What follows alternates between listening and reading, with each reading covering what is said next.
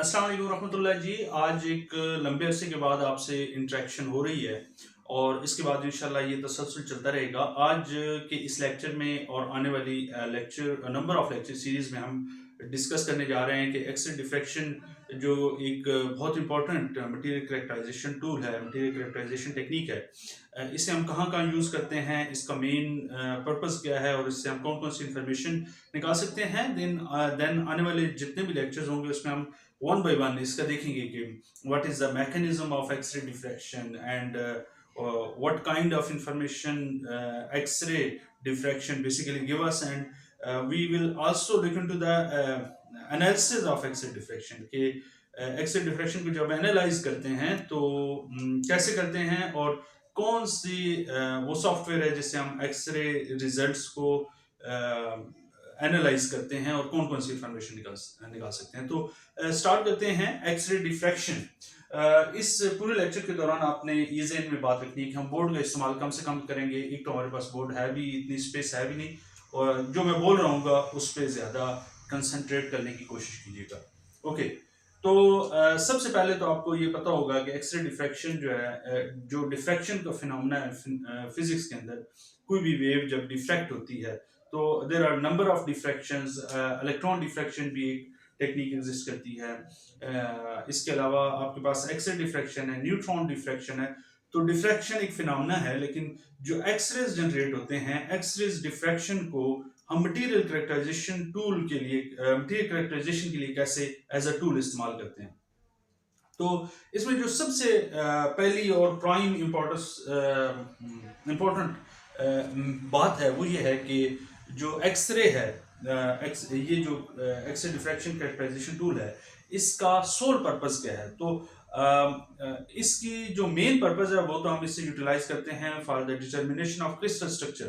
यानी आपको पता है कि जितने भी मटेरियल्स हैं, हर मटेरियल का एक स्पेसिफिक अरेंजमेंट ऑफ एटम्स होती है लैटिस के अंदर, और जिसके नतीजे में वो कोई क्रिस्टल स्ट्रक्चर बनाता है। और जितने भी कायनात में मटेरियल्स हैं उनका, जितने भी क्रिस्टलाइन मटेरियल्स हैं उनका कोई ना कोई स्ट्रक्चर है। तो उस स्ट्रक्चर को आइडेंटिफाई करके एक्सरे डिफ्रैक्शन हमें ये बता देती है कि ये वाला मटेरियल कौन सा है। और उसके अलावा ये हमें ये भी बताती है, एक तो हमें यानी क्रिस्टल स्ट्रक्चर के बारे में बताती है, पहली बात जो है वो है क्रिस्टल स्ट्रक्चर। और दूसरी बात जो हमें एक्सरे डिफ्रैक्शन से पता चलती है वो यानी क्रिस्टल स्ट्रक्चर से हमें ये पता चलता है कि ये कौन सा मटेरियल है। दूसरा हमें ये भी बताता है एक्सरे डिफ्रैक्शन की मटेरियल क्रिस्टलाइन है या अमॉर्फस है। यानी ये दोनों बातें हम इस टेक्निक को यूटिलाइज करके गैस कर सकते हैं। इवन आप ये भी बता सकते हैं कि मटेरियल क्रिस्टलाइन है, अमॉर्फस है या सेमी क्रिस्टलाइन है। तो वो हम देखेंगे कि कैसे एक्सरे डिफ्रैक्शन की जो पीक्स आती हैं उससे हम कैसे ये वाली इंफॉर्मेशन ऑब्टेन करते हैं। तीसरा जो इसका मेन पर्पस होता है वो है फेज आइडेंटिफिकेशन, कि कौन सा मटेरियल किस फेज में। यानी फॉर एग्जांपल हमारे पास है एक मटेरियल है TiO2, टाइटेनियम डाइऑक्साइड। इसके नंबर ऑफ फेजेस हैं, 3 फेजेस इसके नॉर्मली लिटरेचर में हमें मिलते हैं कि ये 3 फेजेस में एग्जिस्ट करता है।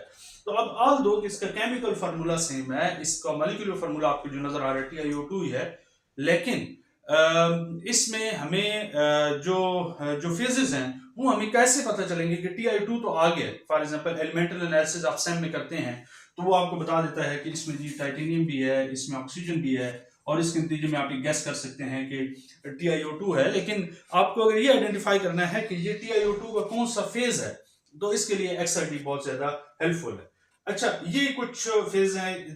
एक हमें ये भी पता चलता है कि अगर क्रिस्टलाइन मटेरियल है तो नैनो मटेरियल्स के केस में हमें गैस कर सकते हैं कि कोई मटेरियल अगर अमॉर्फस नहीं है, यानी हमें ये अगर श्योरिटी हो कि वो क्रिस्टलाइन है तो हमें उसकी डायमेंशन का अंदाजा लगा सकते हैं। मिसाल के तौर पे अगर अमॉर्फस मटेरियल होगा तो उसकी पीक हमें XRD में ब्रॉड मिलेगी। सिमिलरली अगर हमें पता है कि मटेरियल क्रिस्टलाइन है और उसकी पीक इसके बावजूद हमें ब्रॉड मिल रही है, तो इसकी दूसरा मीनिंग ये होंगे कि इसकी अगर ब्रॉड पीक आ रही है तो इस वजह से नहीं है कि वो अमॉर्फस है, उसकी दूसरी वजह है वो तलाश की जा सकती है, और वो उसकी डायमेंशंस है कि अगर हम मटेरियल्स में नैनो डायमेंशन में चले जाएं, नैनो मटेरियल्स के केस में चले जाएं तो वहां पे चूंकि मटेरियल्स की ये वाली यानी जो पीक्स हैं वो ब्रॉड आएंगी। वो क्यों आएंगी, उसे हम जब हम एनालिसिस एक्सरे डिफ्रैक्शन का एनालिसिस कर रहे होंगे, डिस्कस करेंगे, तो उसमें हम ये सारी बात करेंगे।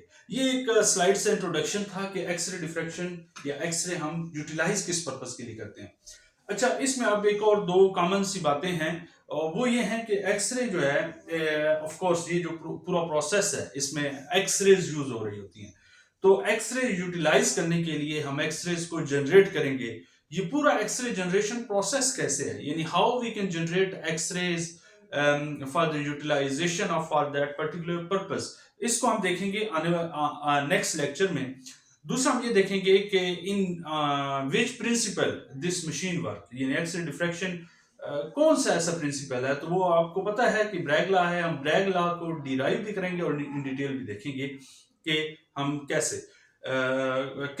ब्रैग लॉ अप्लाई करते हैं यहाँ पे। तो ये एक छोटा सा लेक्चर था आज हमारा इसी बात पे कि जो एक्सरे है, एक्सरे डिफ्रैक्शन है, इससे हम कौन कौन सी इंफॉर्मेशन गैदर कर सकते हैं।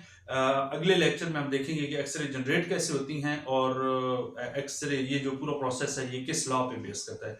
उस वक्त तक के लिए अल्लाह हाफिज। उससे पहले आखिरी रिक्वेस्ट कि अगर आपने हमारे चैनल को अभी तक सब्सक्राइब नहीं किया तो प्लीज जरूर सब्सक्राइब कीजिए। Thank you so much. Allah Hafiz.